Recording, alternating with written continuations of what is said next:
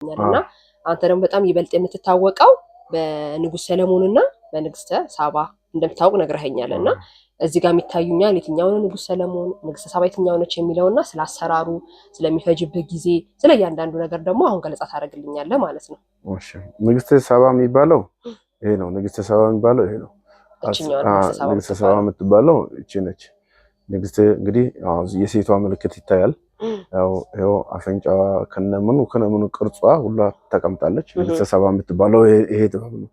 ስለዚህ ንግስተ ሳባ የምትፈጀው ኮምፕሌቱን ለመቁረጥ 2 ሳምንት ነው።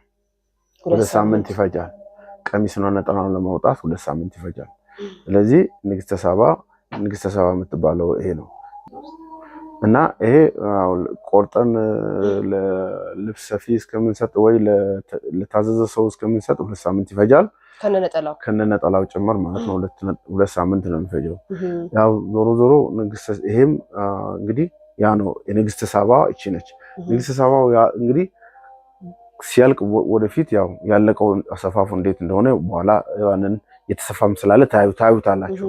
ቀጥሎ ያለው ከንግስተ ሳባ ቀጥሎ ያለው ይሄ ንጉስ ሰለሞን ነው። ይሄኛው ንጉስ ሰለሞን ነው የሚባለው። ይሄ ንጉስ ሰለሞን ነው የሚባለው። ንግስተ ሳባ ጭንቅላቱ ላይ የቤተ ክርስቲያን ጉልላት አለው።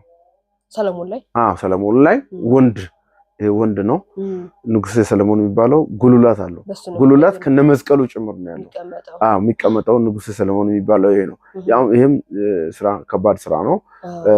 አንድ ላይ ያው ከዚህ ከንግስት ሳባ የበለጠ ነው ንጉስ ሰለሞን ጊዜው የሚፈጀው። የ3 ሳምንት ነው የሚፈጀው። የ3 ሳምንት ይፈጃል። ይሄ እንግዲህ ይሄንን ጨርሰን ለመስጠት 3 ሳምንት ጊዜ ይፈልግልናል። ስለዚህ ይሄ አሁን እንግዲህ ይሄ ነው። ይሄ ደግሞ ዝናር ነው የሚባለው። ያኛው ዘጋለው ዝናር ነው። ይሄ ዝናር ነው የሚባለው። ዝናር ማለት ይሄም ከፍተኛ ጥበብ ነው። እነዚህ እስካሁን የምነግራችሁ የጭራሮ ጥበቦች ናቸው። በጭራሮ ቅድም አንተ በጣም ተታወቀው በጭራሮ ጥበቦች ናቸው። በጭራሮ የሚለቀሙ ጥበቦች ናቸው። ይሄ ዝናር ነው የሚባለው። ይሄ ዝናርም 2 ሳምንት ይፈጃል።